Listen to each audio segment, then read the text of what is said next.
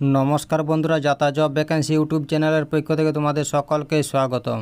তো বন্ধুরা, আজ আমি আলোচনা করব WBICDS এর পক্ষ থেকে বেরো একটি গুরুত্বপূর্ণ সরকারি চাকরির বিজ্ঞপ্তি নিয়ে। একদম সম্পূর্ণ নতুন বিজ্ঞপ্তি। এখানে অঙ্গনওয়াড়ি সহায়িকা পদে নিয়োগ করা হয়েছে। তো যেসব প্রার্থীরা দীর্ঘদিন ধরে চাকরির খোঁজ করছো তাদের জন্য এটা একটা সুবর্ণ সুযোগ। এখানে তোমরা মাধ্যমিক পাস যোগ্যতায় আবেদন করতে পারবে। এখানে তোমাদের অফলাইনের মাধ্যমে আবেদন করতে হবে। এখানে ইতিমধ্যে আবেদন শুরু হয়ে গেছে। তাই বলছি এখানে আবেদন পদ্ধতি কী রয়েছে, বয়স সীমা কত চাই, মাসিক বেতন কত দেওয়া হবে ইত্যাদি বিষয় নিয়ে আজকের এই ভিডিওর মাধ্যমে অবশ্যই সমস্ত বিজ্ঞপ্তি প্রথম থেকে শেষ অবধি আলোচনা করব। তার আগে প্রত্যেকের কাছে একটাই রিকোয়েস্ট করব, যারা এখনও আমাদের চ্যানেলটাকে সাবস্ক্রাইব করনি তারা তাড়াতাড়ি চ্যানেলটাকে সাবস্ক্রাইব করে পাশে থাকা বেল আইকনটিকে ক্লিক করে দিও, যাতে করে পরবর্তী সমস্ত কিছু ইনফরমেশন সবার আগে পেয়ে যেতে পারো। চলো দেরি না করে অফিসিয়াল বিজ্ঞপ্তি নিয়ে আলোচনা শুরু করি। তো দেখো বন্ধুরা, অফিসিয়াল নোটিফিকেশানটি ওপেন করে নিয়েছি। তো এখানে সবার প্রথমে তোমাদের বলি, এখানে তোমাদের অফলাইনের মাধ্যমে আবেদন করতে হবে। এখানে আবেদনপত্র জমা নেওয়া শুরু হয়েছে 9 জুলাই 2024 থেকে, যেটা 2 আগস্ট 2024 পর্যন্ত চলবে। এই সময়ের মধ্যে তোমাদের আবেদনপত্র জমা করতে হবে বালুরঘাট গ্রামীণ শিশু বিকাশ প্রকল্প আধিকারিকের করণে যে কোনো সরকারি কাজের দিনে বেলা 12টা থেকে 3টা পর্যন্ত জমা দেওয়া যাবে।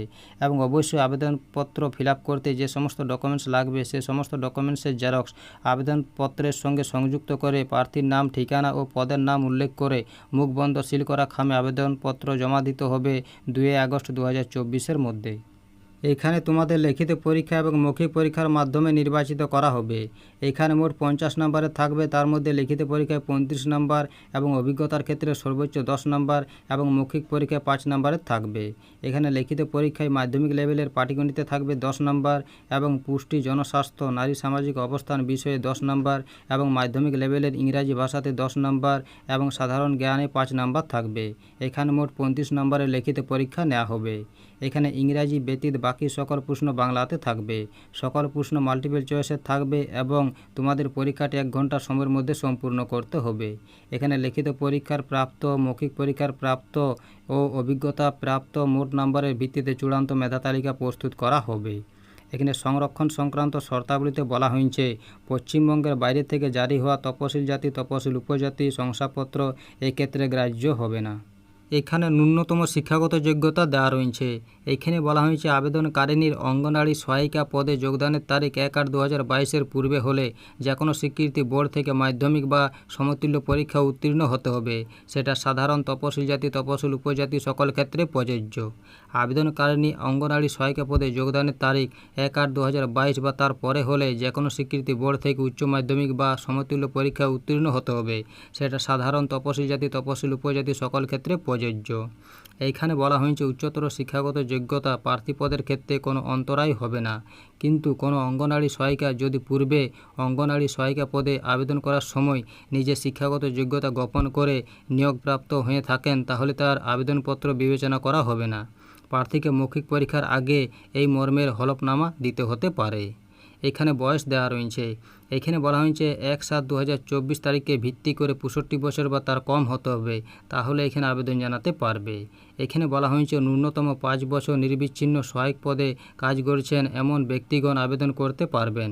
তবে অবসরপ্রাপ্ত ব্যক্তিগণ এই ক্ষেত্রে আবেদন করতে পারবেন না বা ভবিষ্যতেও নিয়োগপ্রাপ্ত হবেন না।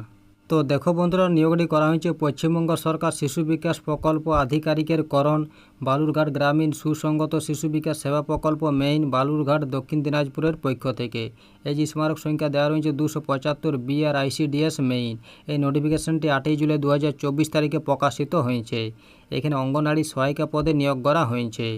এইখানে বলা হয়েছে বালুরঘাট গ্রামীণ সুসংগত শিশু বিকাশ সেবা প্রকল্প মেইনের অঙ্গনওয়াড়ি সহায়িকা পদ থেকে অঙ্গনওয়াড়ি কর্মী পদে পদোন্নতির জন্য কেবলমাত্র বালুরঘাট গ্রামীণ সুসংগত শিশু বিকাশ সেবা প্রকল্প মেইন ও এডিশনালের যে সকল অঙ্গনওয়াড়ি সহায়িকা ন্যূনতম 5 বছর নিরবিচ্ছিন্নভাবে উক্ত পদে কর্মরত তাদের নিকট হইতে নিম্নলিখিত শর্তে আবেদনপত্র আহ্বান করা হচ্ছে। এই নিযুক্তিটি সম্পূর্ণরূপে স্বেচ্ছাসেবামূলক। এই কাজে নিযুক্ত কর্মী কোনোমতে সরকারি কর্মপদে গণ্য হবেন না। অঙ্গনওয়াড়ি কর্মীদের সরকারি অনুমোদিত হারে প্রতি মাসে সামাজিক ভাতা সহ অতিরিক্ত ভাতা প্রদান করা হবে।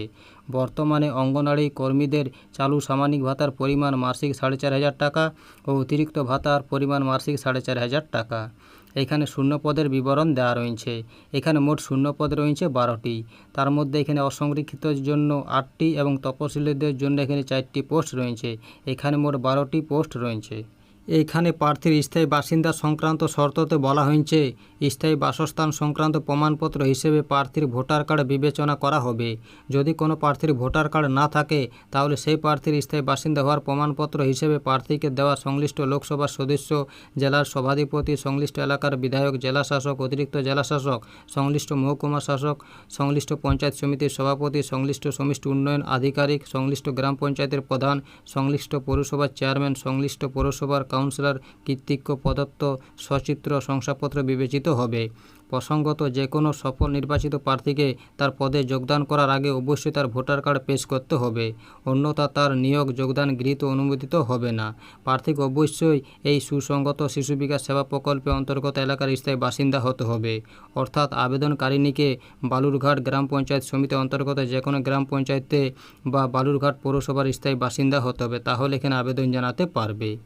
এখানে অভিজ্ঞতাতে বলা হয়েছে 1/7/2024 তারিখে ভিত্তি করে প্রার্থীর অভিজ্ঞতা সময়সীমা নিরূপণ করা হবে। তো এই ছিল নোটিফিকেশনের কয়েকটি গুরুত্বপূর্ণ পয়েন্ট। ভিডিও ভালো লাগলে অবশ্যই লাইক করো এবং আমাদের চ্যানেলটাকে সাবস্ক্রাইব করে অবশ্যই আমাদের সাপোর্ট করো। আর ভিডিওটা সম্পূর্ণ দেখার জন্য তোমাদের সকলকে অসংখ্য ধন্যবাদ।